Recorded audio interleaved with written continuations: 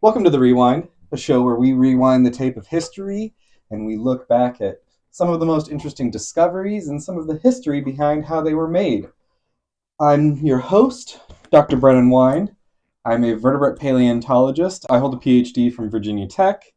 I mostly study early mammals and their relatives, and I'm joined today by my co-host, Vesper. Yay! my partner and co-host. Yeah. I'm a human who doesn't know a lot of stuff, but at the same time does know a lot of stuff. I mean, you're a science enthusiast. You love nature. I'm a naturalist. You're a naturalist. So we've got a professional and a naturalist, and we're going to talk about some of these stories.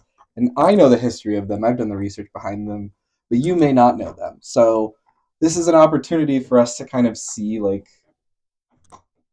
have that break down some of the science and some of what goes into the biggest discoveries that have been made in our past. More than just when did the dinosaurs die out? Exactly. Yeah. For when? That's me. Yeah, and then that's it. Like dinosaurs died out 66 whatever million years ago. 056. Anyways, so on to the next topic, and it's like, but so many things happened. How do we get to that number? Why is that number different from the 65 that we all knew as kids? That's still hard for me. I still think 65. And it's because we got better at our methods. We got better. We scienced gooder. We scienced gooder. So this is an opportunity to talk about things like that.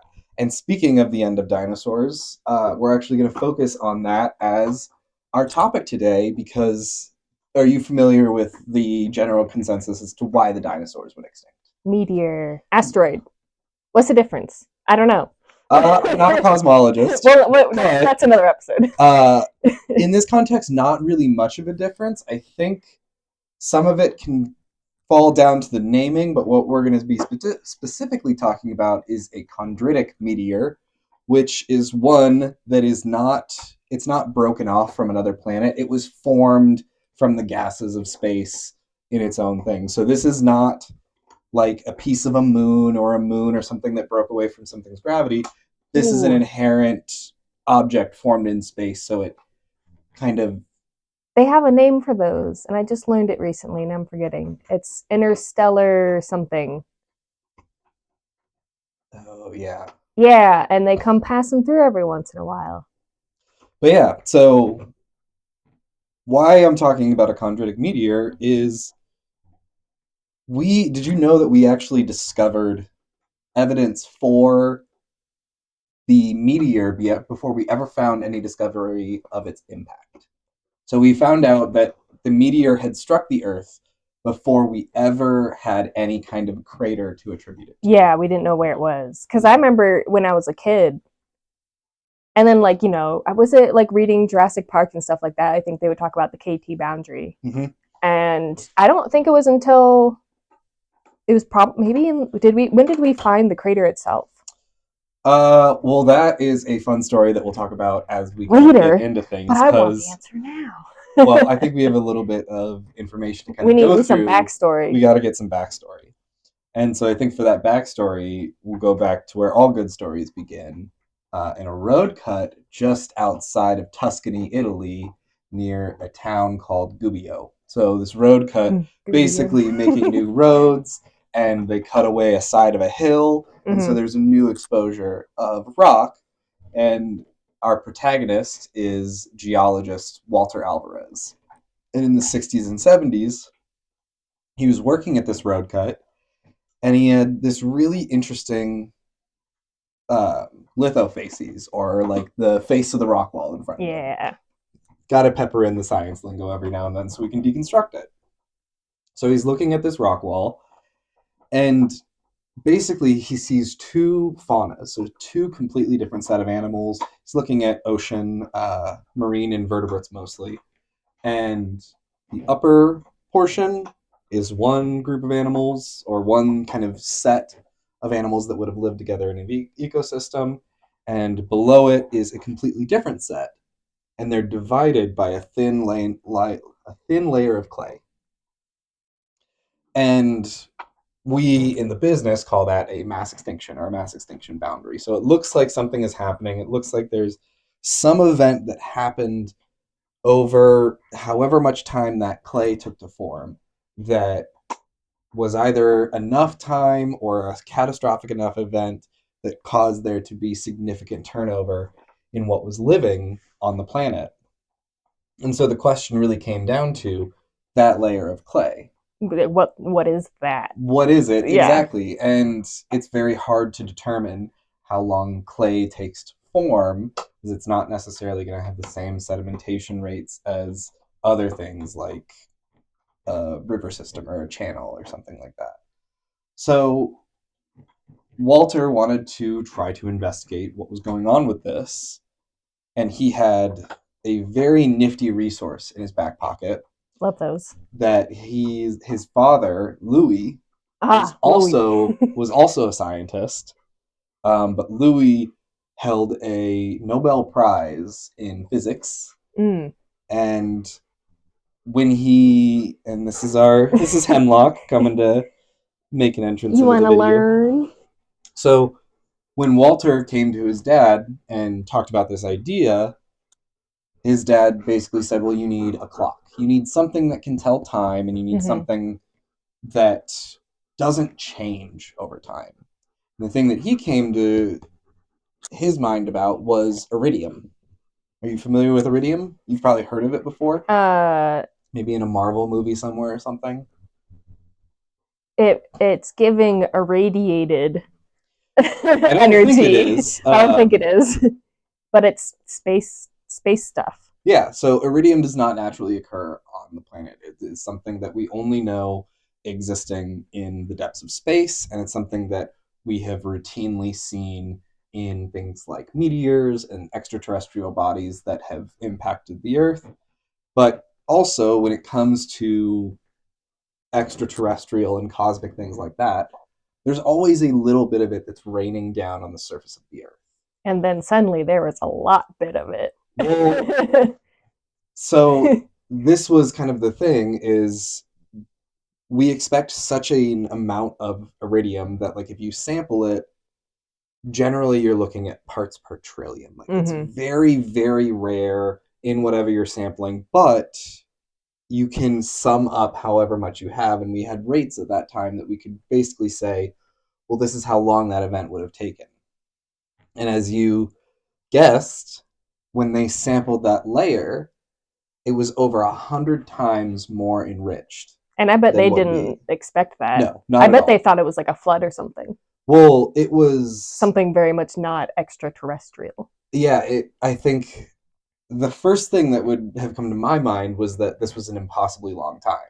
Like it would have been millions of years, and because of how clay forms, or you can have it start to form, and then if that area is no longer receiving sediment and water, like if it gets elevated, then it can stop receiving anything that can fossilize for a long period of time. So there's like a gap in the record. Those types of things can happen, but it was just such an unusual amount.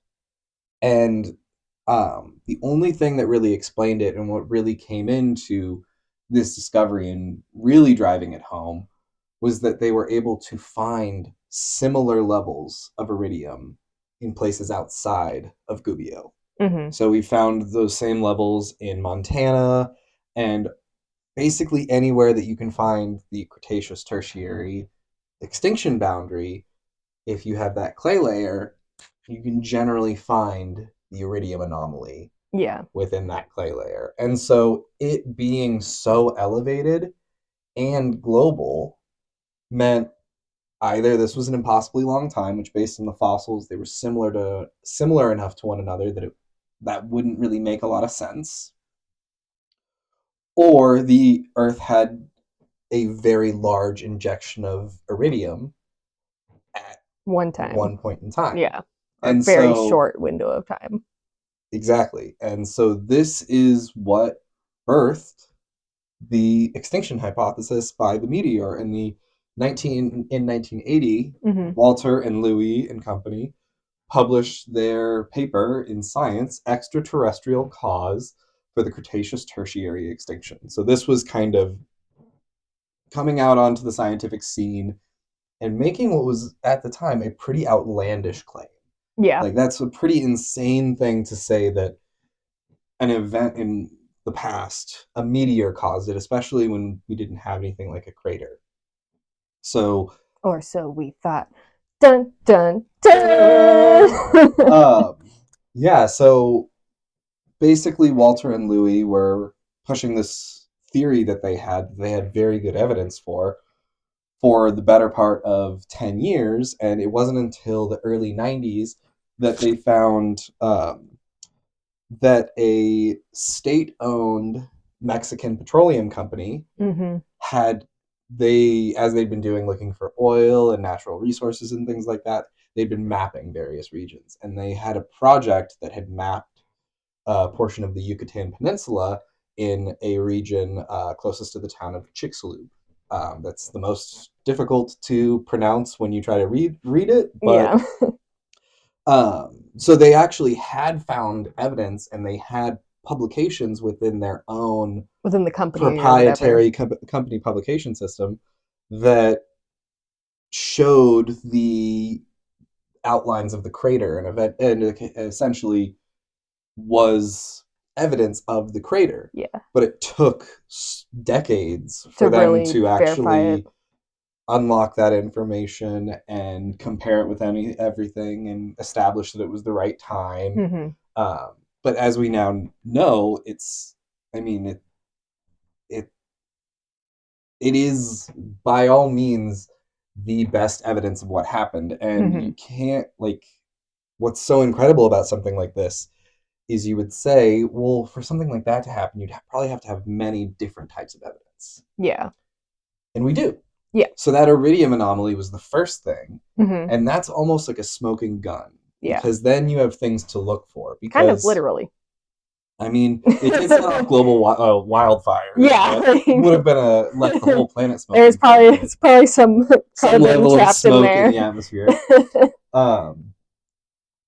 So when you have something strike the Earth with so much energy and at such mass, there are predictable things that happen to the Earth. And so one of those things that you immediately expect is, well, because we know that it hit mostly, partially in water, but mostly on land, because of where it hit, basically any water around where it would have struck would have vaporized immediately. The meteor itself would have also vaporized immediately, which is why basically it would have distributed all of its contents around the Earth. You would then have this immediate, basically, cloud of dust that's just... And I wonder if it would have been like acid rain.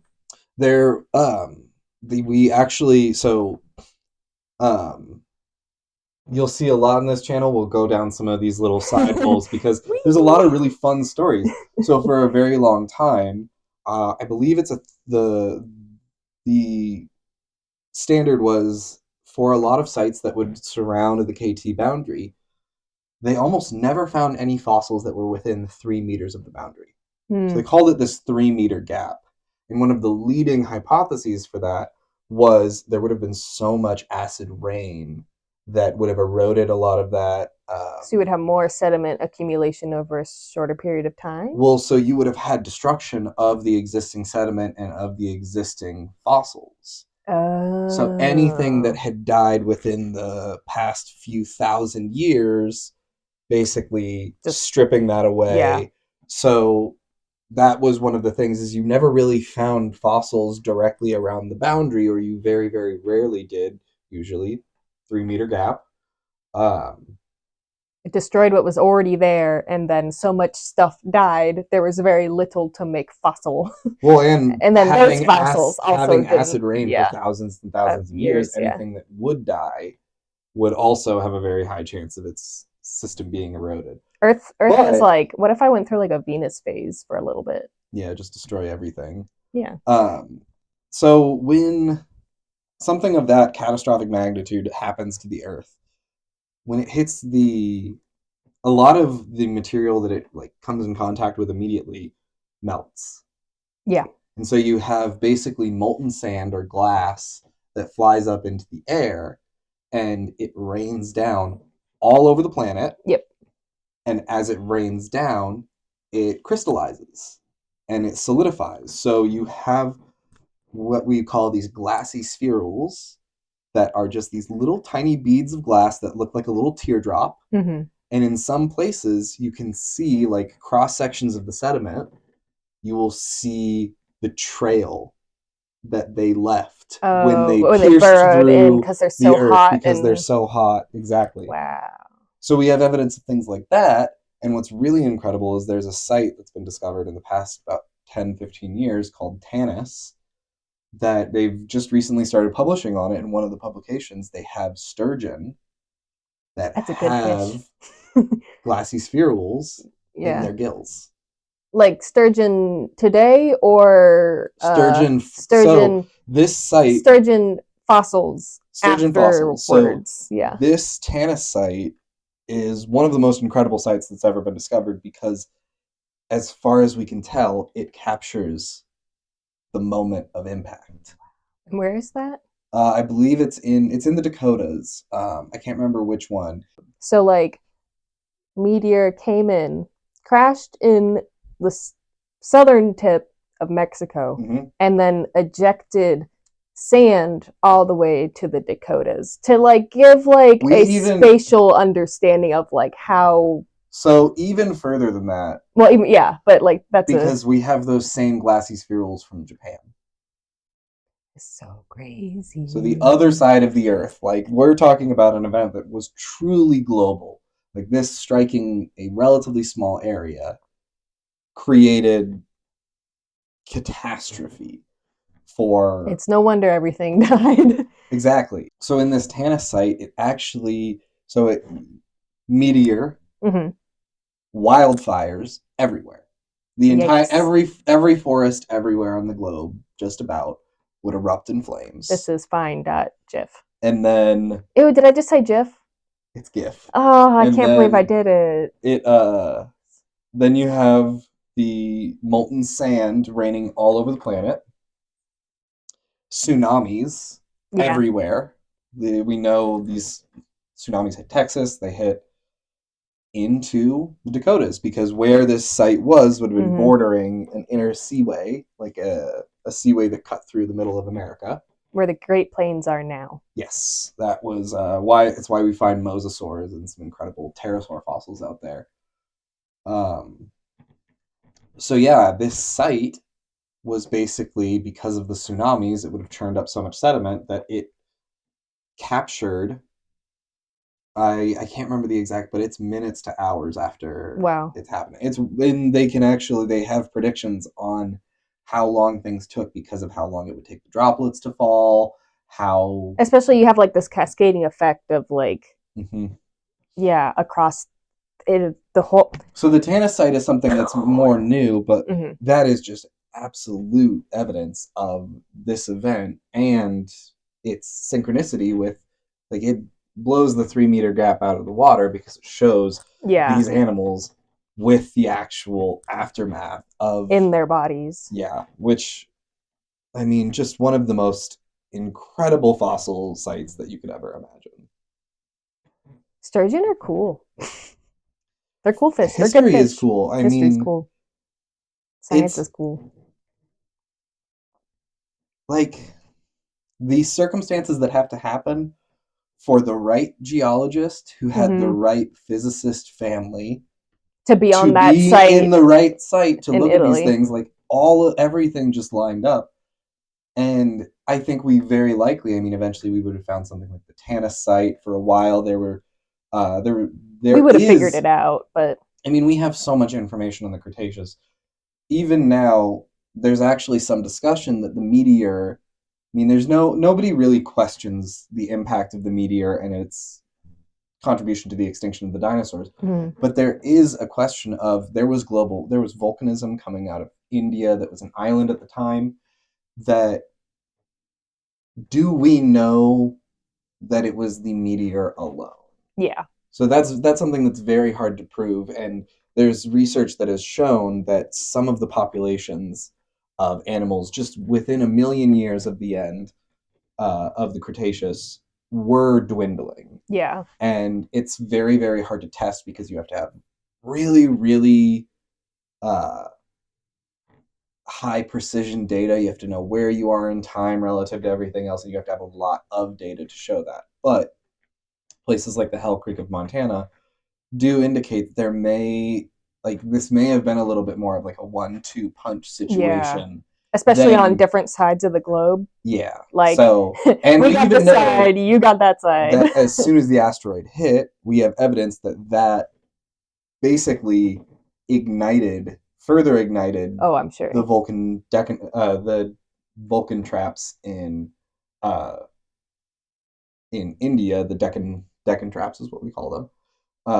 That would have exacerbated what was happening. So even if the volcano wasn't much of an issue leading up to that time, the meteor colliding with the Earth would have then made it more of an extreme issue for that side of the planet that may not have had as much impact by the meteor itself. And like, if you're thinking about it from like, if you make the world really small in your head, and then you take a meteor and then you pretend like you're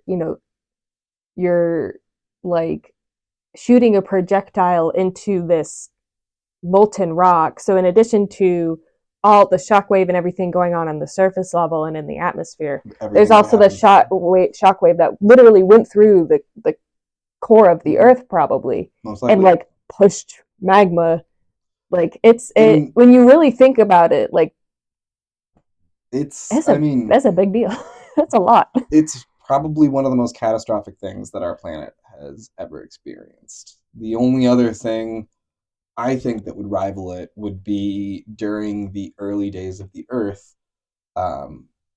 We know plate tectonics. We know all about that. And I think we'll cover that in a future episode, because what most people probably don't know is that plate tectonics as a theory is less than 100 years old. Mm-hmm.